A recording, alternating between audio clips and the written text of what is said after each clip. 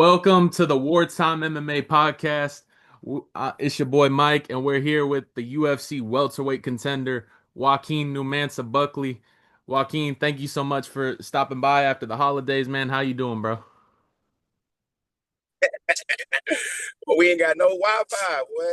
Oh, we ain't Yeah, got no what's up, man? Wi-Fi? What's the word? Yeah, we out here on the roads, you know what I mean? Hey, dog, don't be this is the future fighters, man. Don't be doing the drives and doing interviews at the same time. That's no good. That's no good. We might go viral. Might go viral. You want Yeah. me to stop this real quick and we wait till you can park, or Hell you? no, nigga, we on here. No, we All on right, here. all Let's right, go. all right, we good, we good, we good. All right. Nah, bro. Okay. So, so I Buck, got man, places to go. huh? People to see. Yeah, you know. I said, I got So people to see. we were talking off cam. You said you had a great holidays, man. You know, 2025. It wasn't as active as we thought you were going to be, but we heard that you were gonna take some time off, improving your game and stuff after the Usman fight. And so far, how did that Usman fight help you improve as a fighter after that time off? Mm, man, good question, bro. That Usman fight showed me a lot in my game. And not just with the things of just on the technique wise, but just mentally, right? And the things of how I can pretty much see myself stepping into the octagon again next time. Because a lot of things that I did within that fight, you know what I mean? I was just happy to be there, type shit, right? And not realizing I worked to be there, right? And I, next time when I get another main event and I'm in on the poster and what I mean I'm underneath those bright lights, I'm gonna just realize this is my domain, and that there's no other person, what I'm saying, besides myself that's bigger name, what I'm saying, than me. And I feel like in that fight, what I mean, I gotta look at myself as a world champion, right? And not looking at myself like I'm fighting a world champion, if that makes sense. Hmm. Yeah, talking about that world champion mindset.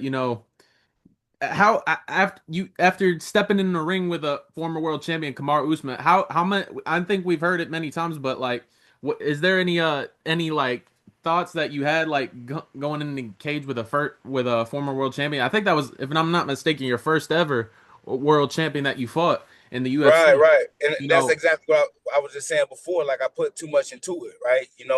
I gave him too much respect. You know what I mean? At the end of the day, and I just realized, for myself, I'm in that same position, right? I'm just as great as a person like Kamaru Usman, and there's no person, within the UFC or on the welterweight division that I feel like is above me. And I gotta always just see it like that. I don't care if they got the belt, ain't nobody better than me, right? So next time when I step it out into that octagon, I'm gonna walk in as the fighter that I am, and that's one of the best in the world. all right, can't wait for that one. Anyways, 2025 is closing now. Now we're in a new era for the Paramount event. We got you coming in, you know, eh, you coming in a good division. Welterweight's been stacked. We got Morales, we got Shavkat whenever he trying to fight.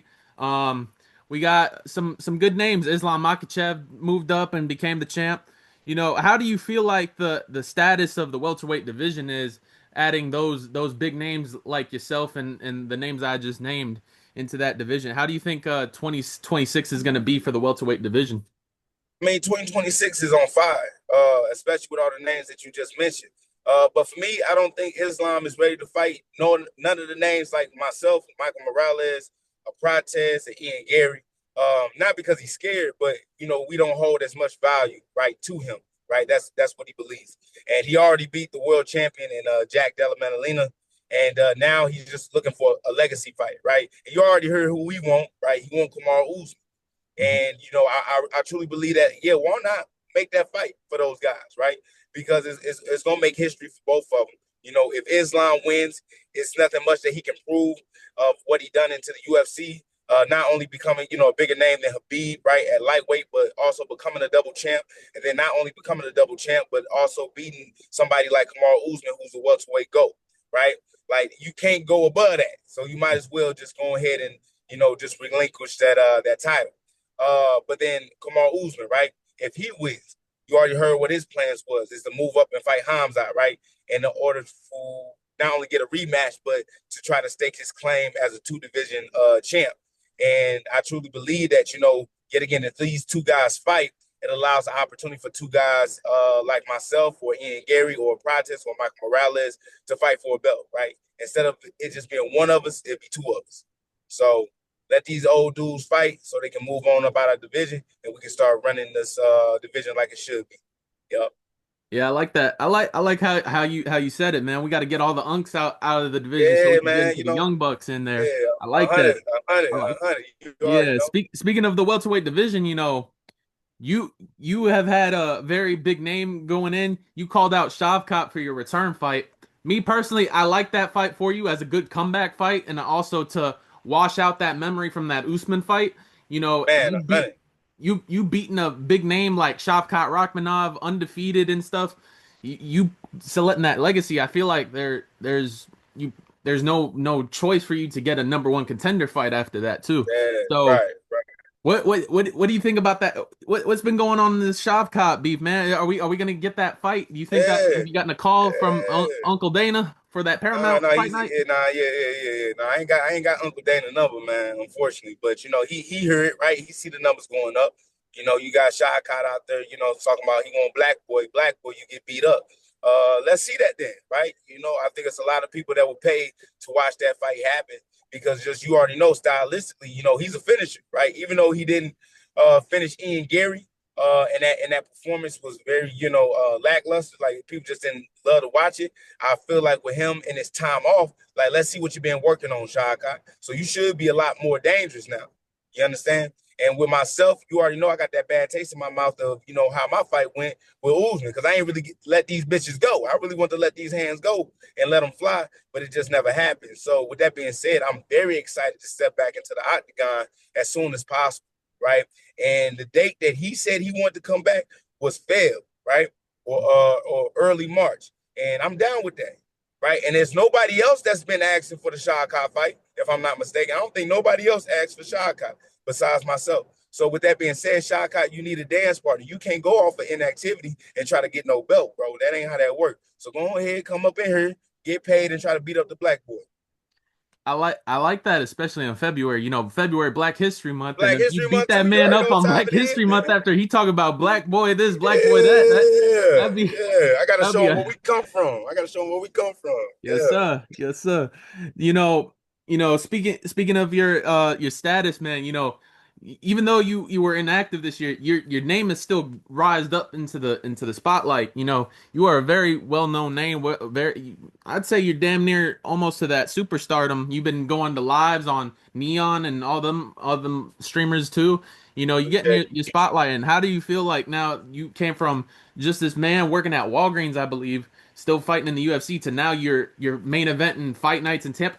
Even in Tampa, I live here. I interviewed Yeah, you in here yeah, in yeah, Tampa, and yeah, everybody yeah, was telling me, bro, you the guy that interviewed Buckley, man, and stuff like yeah, that. And Buckley gonna whoop this Kobe boy ass and stuff like yeah, that. How does it yeah. feel that this stardom now that you've had is growing now? Man, God is good, eh? God is great. Yeah, bro, God is great. 100%. You know what I'm saying? My thing is, yo, when I put myself in a position, I really get to just reflect on my life and as far as I've came. And I'm talking about real humble beginnings, right? And not just working a regular job at Walgreens, man, but just literally, dealing with, just trials, man, and just really, being just depressed and just understanding, like when I got cut from Bellator, right? And I thought that I couldn't get another fight, and finding myself in a situation where my grandmother ended up being diagnosed with Lou Gehrig's disease, ALS, right? And I had to take care of her at the time. And then my girl at the time telling me she was pregnant, right? I had a lot of back-to-back hits, you know what I mean, that was going on, and I just didn't know what I was gonna do, right?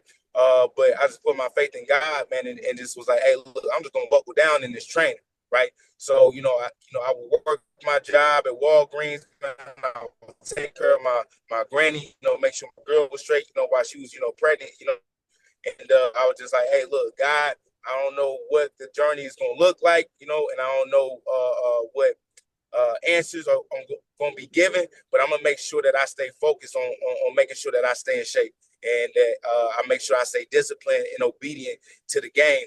And before I knew it, I got a fight, right?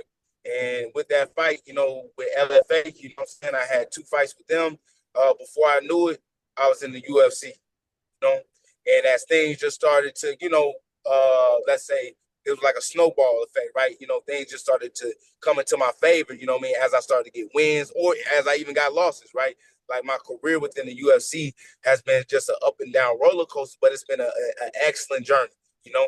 And I feel like now, I'm so um, at the top of my game when it just not only comes to my fighting, but when it comes to actually knowing how do I get my name out there, how do I promote, how do I brand, and I appreciate you for even putting me on right now and allowing me to just tell my story. But God has put me in a position just to really be the best in the world and to really be able to show young guys, what I mean, that's in the same position I was about 5 years ago. That all you got to do is stay obedient to the game, and you will get exactly what you want out of it. Yeah, Right? man. I appreciate you for even coming on, man. Like you not only came here once, you were in here twice in this channel, Yeah, man. So yeah, it's just amazing to even get names like you, names like Adrian Yanez and stuff like that 100. that I can get onto Uh, the channel and grow up the channel. Me and my boys also do our thing here. I still appreciate you and stuff, but I still got more questions in, and then we gonna let you go, and hopefully we can get you to drive drive safe, man. You know, so speaking of that stardom status, man, let's say you beat Shavkat, right? You're ready. You back on the win column. You took a man's O, and you get even bigger in that popularity. Israel Adesanya been talking crazy after your fight, bro. So would you see that fight down the road? Do you think, like, let's say like you get an offer to fight at the White House? Would you take that fight at the White House to fight Israel Adesanya for the oh yeah, for that'd be money? good. That'd be good money, but that's not realistic, and that wouldn't happen, right? Because at the end of the day, I'm a 170 fighter, right? So I'm not gonna move up to 185.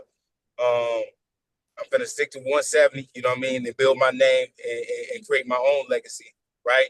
But don't get it twisted, bro. We can always get that work. Like if Izzy really wanted, he'd be at the PI. He'd be at the UFC Performance Institute. We can all. I love to train. You know me. I like to put in work, right? So Uh, with that being said, we ain't even got to get into the octagon, but we can always get some work in. Yep. yeah, I think that's a good response. Normally Mm-hmm. people, when they would get offered a superstar like that, they would like be like, oh yeah, we going for the money. You said nah, fuck all that. Nah, We yeah, going because it's straight not for the because belt. We that's not going, gonna happen. You know yeah, that's not gonna happen. Even if they did offer it to me, you think is he taking that? Fuck, no, he ain't taking that. nah. He ain't taking that.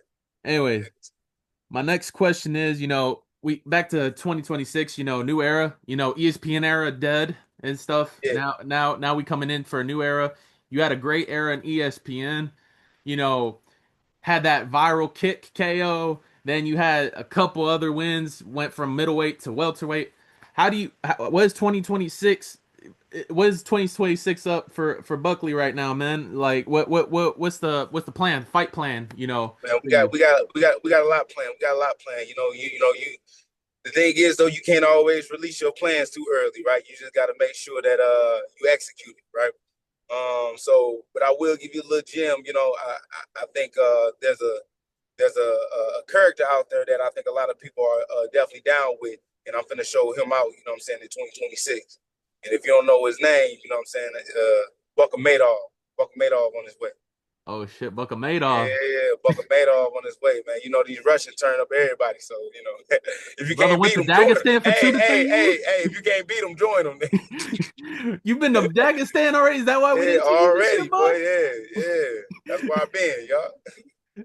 Alrighty, bro. That's all I'm funny. My But look, last my last question is, for the new year, new year, new out. You got anything motivational, anything impactful to say for the viewers around the world watching this, possibly? And what's the we already shared the big plan. What's the goal for the new year coming in?